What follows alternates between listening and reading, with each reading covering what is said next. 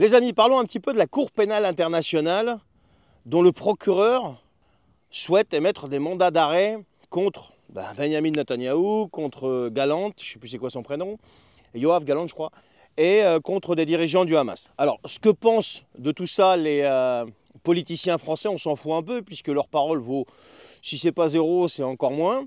Mais ce qui est intéressant, c'est de savoir ce qu'en pensent les États-Unis.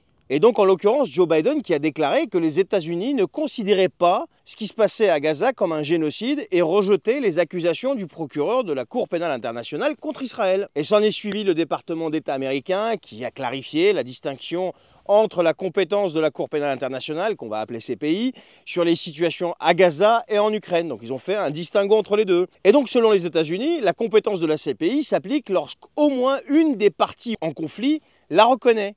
Ni Israël ni la Palestine ne reconnaissent la compétence de la CPI, tandis que l'Ukraine, elle, d'après les États-Unis, la reconnaît. D'où la possibilité de poursuivre la Russie, mais pas Israël. C'est quand même recherché, hein. Et le département d'État a aussi souligné qu'Israël a manifesté une volonté de coopérer avec la CPI, malgré le refus antérieur des autorités israéliennes d'autoriser des enquêtes sur des violations potentielles du droit humanitaire à Gaza. Mais cette fameuse déclaration et cet avis du département d'État est contesté pour plusieurs raisons. Tout d'abord, la CPI s'adresse aux pays ou aux citoyens de pays qui acceptent sa compétence en signant et en ratifiant le fameux statut de Rome. Donc je vous laisserai aller regarder ce qu'est le statut de Rome. La Russie a signé le statut de Rome, mais ne l'a pas ratifié. Et a ensuite retiré sa signature. Et donc, ce qui fait qu'elle se soustrait complètement à la juridiction de la CPI. L'Ukraine a également signé le statut, mais sans le ratifier. Ensuite, ni Israël, ni les États-Unis, il y a aussi d'autres pays comme la Chine, l'Iran, la Turquie, ne reconnaissent la Cour pénale internationale. Donc c'est un petit peu fort quand même, hein, parce que les États-Unis ont signé le statut de Rome sous l'administration Clinton, mais l'ont retiré en 2002, il me semble, sous l'administration Bush, si je ne me trompe pas. Et en ce qui concerne la Palestine, et ça c'est super intéressant parce qu'il existe quand même une grosse complexité quant à sa définition et à sa reconnaissance en tant qu'État. Calmez-vous, pourquoi je vous dis ça? Parce que la Russie, elle, reconnaît la Palestine comme État, Israël et les États-Unis, eux, ne la reconnaissent pas. Et de 2002 à 2014, la Cour pénale internationale estimait impossible de reconnaître la compétence de l'autorité palestinienne parce que le statut de Rome s'applique aux États souverains. Donc vous imaginez le truc? Et en 2015, la CPI a changé de position. Et l'autorité palestinienne a reconnu la Cour pénale internationale. Mais la situation à Gaza est encore plus compliquée. Parce que bien que l'autorité palestinienne, dirigée aujourd'hui par Mahmoud Abbas à Ramallah, donc en Cisjordanie, ait reconnu la CPI, les groupes armés comme le Hamas, qui contrôlent Gaza, eux ne sont pas reconnus par l'autorité palestinienne. Et aujourd'hui, sont considérés comme des entités illégales. Parce que le Hamas avait pris, rappelez-vous, le pouvoir un petit peu par la force quand même.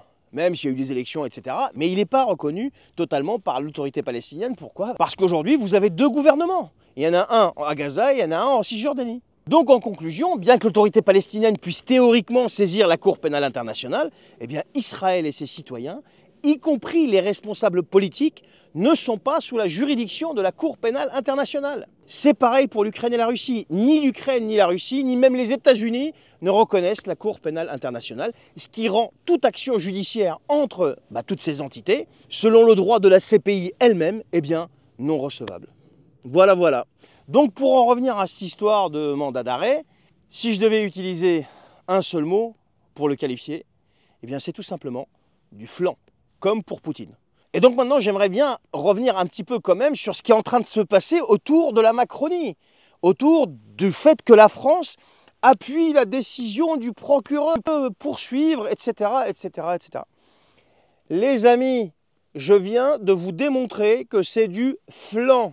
Bien sûr que Macron va approuver, il y a des élections bientôt, il a peur d'un chaos total en France, il a peur de dire le contraire, bien sûr qu'il va approuver.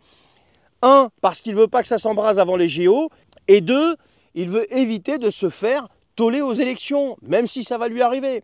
Donc il y a tout un tas de trucs derrière tout ça.